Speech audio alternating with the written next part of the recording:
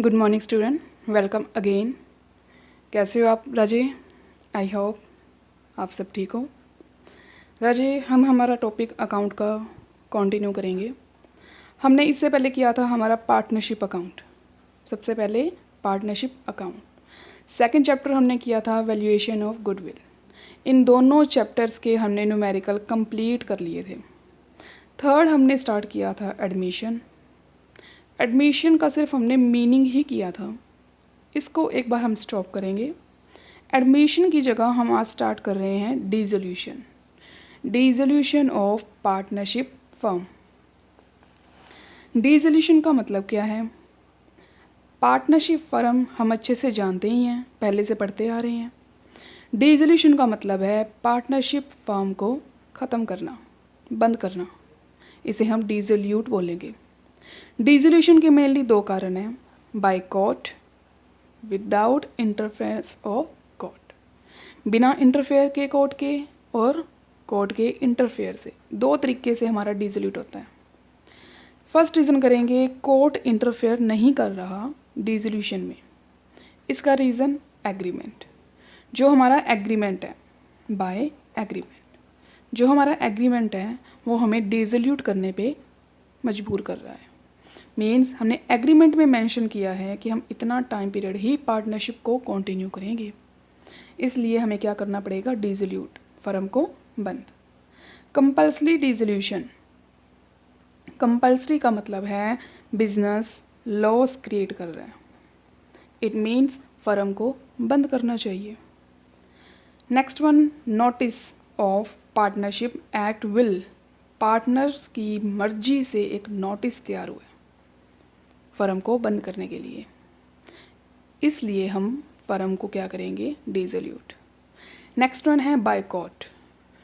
Court इसलिए हमें बोलेगा फर्म को बंद करो, इसका मेन रीज़न है कि फर्म इल्लीगल काम कर रही है, या पर्सन अनसाउंड माइंड है, या पर्सन लायबल नहीं है फर्म को कंटिन्यू करने पर, इसलिए कोर्ट के ऑर्डर से हमें फर्म को बंद करना पड़ेगा। राजे, इस चैप्टर में हमारे दो टॉपिक अप्लाई होते हैं। First, dissolution of partnership firm जो हम पढ़ेंगे, और second, dissolution of partner. Partner के डिसोल्यूट होने पे, पार्टनर के अलग होने पे फर्म को कोई इफेक्ट नहीं पड़ता, फर्म हमारी कंटिन्यू चलती है।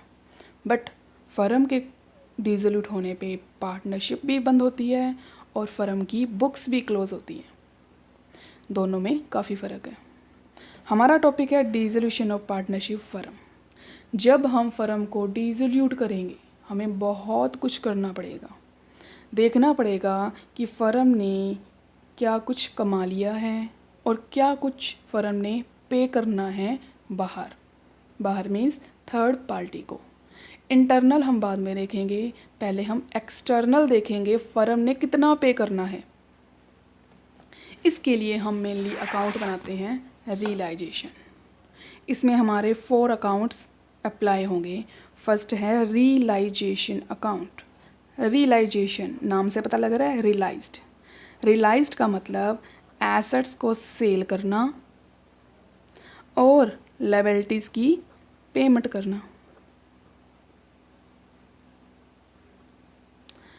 रियलाइजेशन अकाउंट, रियलाइजेशन अकाउंट के अंदर हम सारी एसेट्स को सेल करते हैं। हम देखते हैं बिजनेस के किन किन सोर्सेज से हमें इनकम क्रिएट होगी और किस किस पर्सन को हमने पेमेंट देनी है।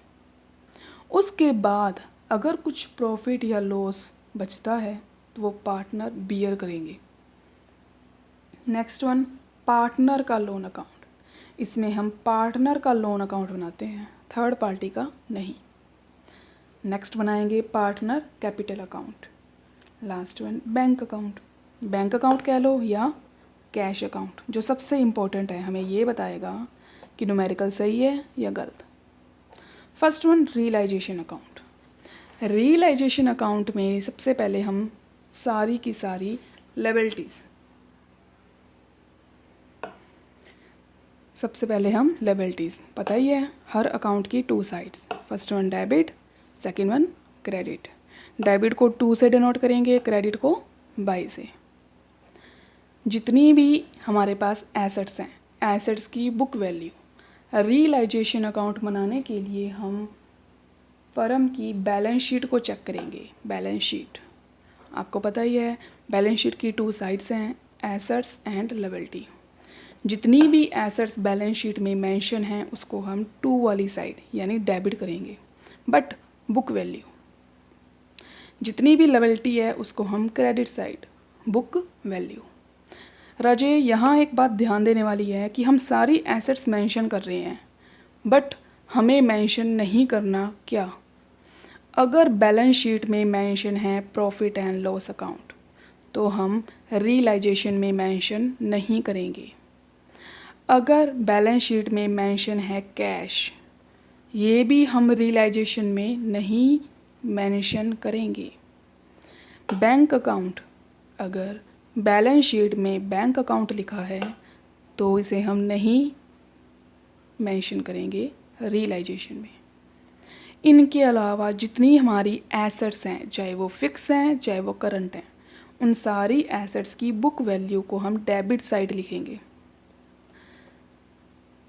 Second one, all liabilities. जितनी भी हमारी लायबिलिटीज़ हैं उनकी बुक वैल्यू उसको हम यहाँ मेंशन करेंगे क्रेडिट साइड। बट हमें क्या मेंशन नहीं करना, लायबिलिटीज़ में जो पार्टनर्स की कैपिटल हैं वो हम यहाँ मेंशन नहीं करेंगे। पार्टनर का करंट अकाउंट यहाँ शो नहीं करना। पार्टनर का लोन, ध्यान से, पार्टनर का लोन हमें मेंशन नहीं करना। अगर पार्टनर की वाइफ का लोन, मदर लोन, या कह सकते हो ब्रदर लोन या थर्ड पार्टी का लोन है तो हम यहाँ मेंशन कर सकते हैं, बट पार्टनर का लोन मेंशन नहीं होगा। यहाँ पे सारी पेमेंट होगी जो हम बाहर कर रहे हैं, चाहे लायबिलिटी की कर रहे हैं चाहे थर्ड पार्टी को कर रहे हैं, सारी पेमेंट हम डेबिट साइड लिखेंगे। जैसे बैंक लोन, अगर इंटरेस्ट है तो इंटरेस्ट भी ऐड कर देंगे, यहाँ हमें पेमेंट करनी ही करनी है। सेकंड, मिसेस लोन, जैसे मैंने बताया पार्टनर का लोन नहीं आएगा, पार्टनर की वाइफ का लोन, पेमेंट भी करनी पड़ेगी। बिल पेबल, लायबिलिटी की पेमेंट करनी पड़ेगी, एक बार यहाँ शो करेंगे दूसरी बार इसकी पेमेंट करेंगे। रियलाइजेशन एक्सपेंसेस, रियलाइजेशन वो एक्सपेंसेस है जो रियलाइजेशन अकाउंट यानी एसेट को सेल करने में और लायबिलिटी की पेमेंट करने में जो पैसा खर्च हुआ है उसे हम रियलाइजेशन एक्सपेंसेस बोलेंगे, उसे हम यहाँ मेंशन करेंगे। इसके बावजूद अगर हम कोई भी एसेट को सेल करते हैं उसे हम क्या बोलेंगे, रिसिप्ट। कोई भी एसेट को सेल किया है तो उसे हम यहाँ मेंशन करेंगे, जैसे फिक्स एसेट सेल। जितनी पेमेंट है उसको हम बैंक अकाउंट से लिखेंगे, टू बैंक। जितनी रिसिप्ट है उसे हम बाय बैंक से लिखेंगे। ऐड लेस करने के बाद, डेबिट साइड और क्रेडिट साइड को प्लस करने के बाद अगर आंसर क्रेडिट में आया तो लॉस, डेबिट में आया तो प्रॉफिट। इनको हम पार्टनर की रेशो में डिस्ट्रीब्यूट करेंगे और इन बैलेंस को हम कैपिटल अकाउंट में ट्रांसफ़र करेंगे। इसे हम रियलाइजेशन अकाउंट कहते हैं। राजे, मैं आप लोगों को एक न्यूमेरिकल करा रही हूँ जिससे आपको रियलाइजेशन अकाउंट क्लियर हो जाएगा। ध्यान से आप लोगों को 16 नंबर क्वेश्चन से कंटिन्यू करना है, फर्स्ट 15 क्वेश्चंस नहीं करने क्योंकि वो जर्नल एंट्रीज़ हैं। जर्नल एंट्रीज हम बाद में करेंगे, सबसे पहले हम अकाउंट प्रिपेयर करना सीखेंगे। क्वेश्चन नंबर 18, 16 आप करोगे, 17 भी आप करोगे। मैं आप लोगों को क्वेश्चन नंबर 18 करवा रही हूँ। ध्यान से राजे देखो, हमारे पास बैलेंस शीट मेंशन है। Verma and Sharma were partner in a firm sharing profit in ratio 3:1। 3:1 ये इनकी प्रॉफिट शेयरिंग रेशियो है। On 31 March 2017 there balance sheet was as follow. इनकी बैलेंस शीट मेंशन है, बैलेंस शीट दी है, बैलेंस शीट की help से हम रियलाइजेशन अकाउंट बनाएंगे। रियलाइजेशन की 2 साइड्स, दोनों को हम पर्टिकुलर अमाउंट अमाउंट। ध्यान से राजे, कैपिटल हमारे पास मेंशन है। मैंने आप लोगों को बताया कि यहाँ सारी लायबिलिटीज़ आएंगी, यहाँ सारी एसेट्स आएंगी, बट लायबिलिटी में हम कैपिटल नहीं लेंगे। क्रेडिटर यहाँ हम मेंशन करेंगे, बाय क्रेडिटर कितना है 70,000, और कोई लायबिलिटी नहीं है। अब एसेट्स में हमारे पास है land and building 70,000 land and building 2 से लिखेंगे। नेक्स्ट वन है मशीनरी कितनी है 60,000, 2 मशीनरी 60,000। नेक्स्ट वन डेटर कितने हैं 80,000, 80।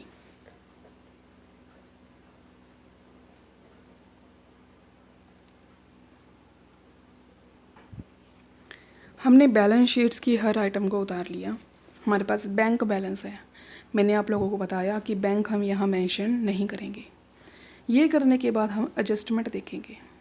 ध्यान से, फर्म डिसॉल्व, फर्म बंद हो रही है 1/4/2017 को। एसेट्स और लायबिलिटी सेटल का मतलब हम सेल कर रहे हैं।